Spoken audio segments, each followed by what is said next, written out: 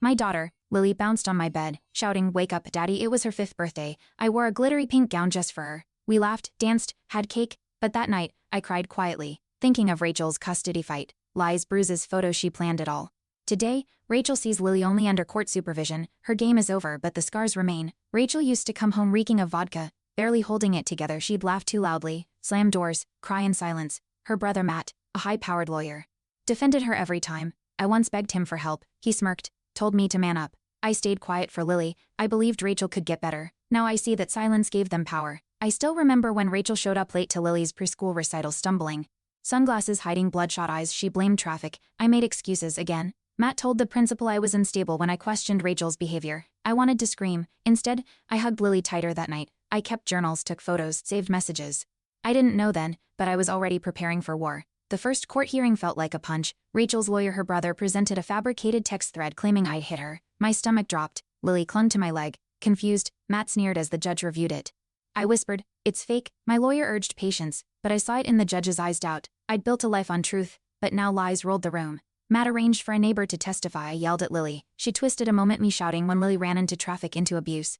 The courtroom gasped. I clenched my fists, my lawyer's hand on my arm. "Don't react," he warned. But how do you stay calm when your love for your child is used against you? Every truth I'd lived was now up for debate. Rachel filed a restraining order, claiming I harassed her at her job. I hadn't even known where she worked. Matt submitted blurry security footage of someone in a hoodie. It wasn't me, but I had no alibi. I sat in silence as the judge restricted my access to Lily. My daughter's face, confused and scared, replayed in my head for days.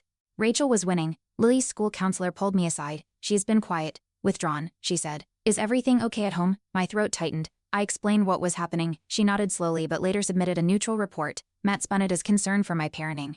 I wanted to yell the truth. Instead, I held Lily's drawing tighter, a stick figure of me smiling. I couldn't let her down. Deborah, Rachel's oldest friend, reached out. "She's gone too far," she said. "I'll testify." But 2 days before court, she backed out, claimed illness. Matt smiled during recess, sipping coffee. I felt hope collapse. My lawyer whispered, "It's not over." But it felt like it was. I sat alone in my car afterward, staring at Lily's car seat. How do you protect someone from this? The turning point came when my lawyer submitted phone logs Rachel had called me during her alleged stalking incident. It shattered her timeline. The judge leaned forward. Matt objected, but the evidence held. That night, I kissed Lily's forehead and whispered, "We're almost there." For the first time in months, I saw a flicker of fear in Rachel's eyes. Truth had finally scratched through the lies. I wasn't backing down now. Deborah reappeared on the witness list unannounced. She looked nervous but firm. Rachel bragged she'd win no matter what, she said. She made things up. Gasps rippled. Matt looked shaken. I gripped the edge of the table, finally. Someone wasn't afraid. The judge asked clarifying questions. Deborah didn't waver. My heart raced. Lily's world might not be built on lies after all. I mouthed thank you as Deborah walked past me. Rachel snapped. She shouted mid-hearing, accusing the judge of bias. Her voice cracked, makeup smearing as tears mixed with fury. The courtroom hushed. Matt tried to calm her, but she pushed him away. I looked at the judge, his expression unreadable. My lawyer nudged me to stay still. Rachel was unraveling, and everyone could see it. It wasn't just my word anymore. Her chaos spoke volumes, louder than anything I'd said. The judge called a recess. Outside, I sat with Lily on a bench. She handed me a drawing, us holding hands, a sun above. "You're my hero, Daddy." My chest tightened. Rachel paced nearby, glaring. Matt spoke on the phone, frantic. For once, I felt centered. I had evidence, allies, and Lily's love. No manipulation could erase that. I kissed her forehead. "No matter what happens, we stay together," she smiled. Back in session, the judge replayed a voicemail, Rachel drunkenly cursing me. "Admitting I'll win even if I lie." Her voice echoed in the silent room. Matt's face paled. He asked for a recess but was denied. My lawyer rested our case. I exhaled for the first time in weeks. Rachel wouldn't meet my eyes. I squeezed Lily's drawing in my pocket.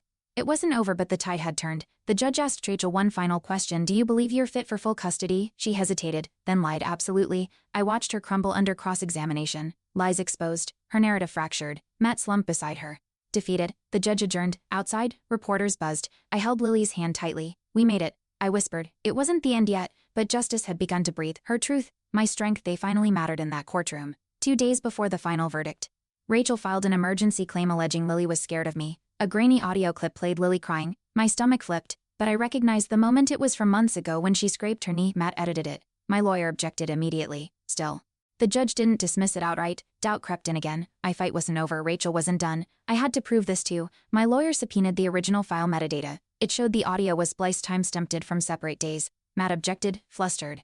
The judge frowned, demanding an explanation. Rachel stammered. "It's how it felt," she muttered. That phrase hung in the air like poison. The judge nodded slowly. "Feelings aren't facts." I felt the tide shifting again. Lies crumble when truth stands unshaken. Still, I braced. Every time she lost, she struck back harder. Rachel's last tactic was brutal. She claimed I'd forged Lily's drawings. A 5-year-old doesn't write like that. She scoffed. The judge raised an eyebrow. Lily was brought in with crayons. Can you draw Daddy like before? The judge asked. Lily nodded, drawing us holding hands under a rainbow. See, she smiled. Rachel looked furious. Even truth from a child couldn't sway her. But for everyone else it said more than 1,000 witnesses. A surprise email arrived, an anonymous tip with a video. Rachel at a bar. Drunk, boasting, I'm gonna bury him. My lawyer submitted it. The judge watched in silence. Rachel turned pale. Matt demanded the source be dismissed. It couldn't be authenticated, but it matched her voice, time, location. It wasn't ironclad, but the damage was done. Public perception shifted. Even her supporters hesitated. She wasn't just manipulative, she was reckless. Her mask cracked. Matt was forced to testify. The court wanted to know if he'd coached Rachel or tampered with evidence. He hesitated, then invoked his Fifth Amendment rights. Gasps filled the room. The judge's glare could melted steel. Rachel's legal team splintered. I watched as Matt avoided my gaze. Lily sat quietly beside me, drawing again. For the first time, I felt the weight shift. Her voice, her drawings, my truth, they were winning. Outside the courthouse, media had swarmed. Reporters chased Rachel for comment. She shoved a camera, screamed profanities. The video went viral. My lawyer said nothing, it spoke for itself. I shielded Lily, walked straight to our car. Online, the court of public opinion flipped.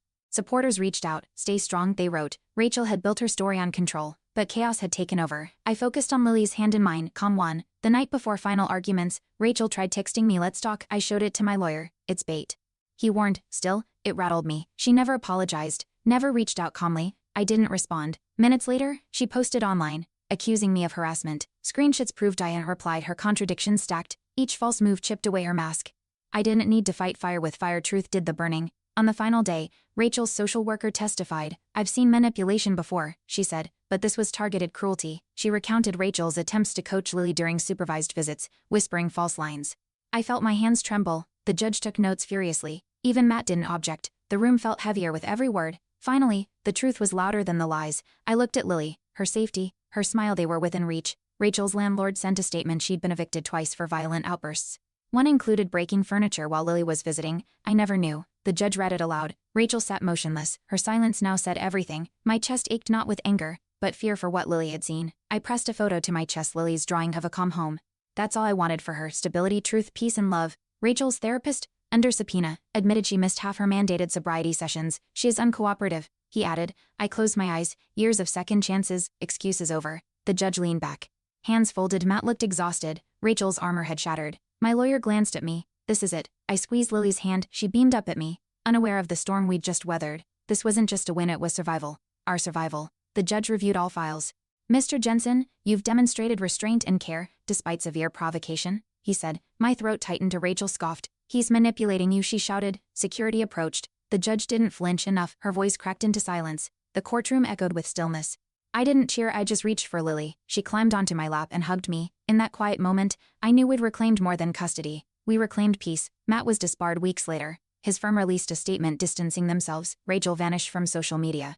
Her silence felt strange after the chaos. I didn't gloat. I spent that afternoon organizing Lily's art. Every picture she drew during the trial. One showed her holding my hand under storm clouds. I framed it. That storm passed. I'd kept every drawing, every court file, every truth, but now I was finally ready to put them away. Lily asked one night, Daddy, why was Mommy so mad? I paused. She was hurting inside, and hurt people sometimes hurt others. She nodded. But we're okay now, right? I smiled. Yes, baby, we're okay. She hugged me tight. That moment, simple, honest, felt like the real victory. Not a courtroom decision, not public approval, just her trust. Her eyes held no fear. The cycle had ended. I would never let it start again. At Lily's school conference, her teacher smiled. She's blossomed, confident. Kind, creative. I blinked back tears. She's been through a lot, I said. But she's strong. The teacher nodded, and clearly loved. I thanked her. That night, Lily placed a gold star on my calendar. For being the best daddy. I laughed, hugged her tight. No judge could give that validation. No verdict could outweigh her belief in me. This was our healing. Rachel tried to appeal, but the court dismissed it swiftly. No basis, the ruling read. She showed up once more, uninvited, at Lily's school recital. The principal escorted her out. I stayed calm. Lily sang her part beautifully. Afterward, she asked, why was Mommy outside? I paused. Sometimes people don't let go. Lily nodded. But we did, right? I kissed her forehead. Yes, baby, we did, and I finally believed it myself. One morning, Lily said, can I invite Deborah to my party?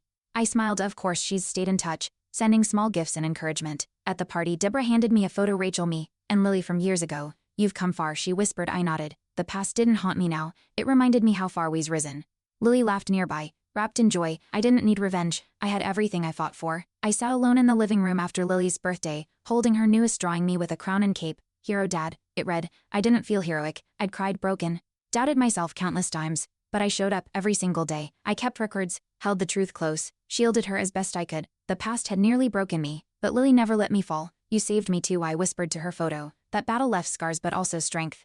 The kind no one can fake, the kind that heals. The judge's final ruling stood sole custody to me. Supervised visits for Rachel indefinitely. She never appealed again. Deborah joined Lily's support circle. Matt disappeared from the legal scene. At school, Lily won an award for compassionate leadership.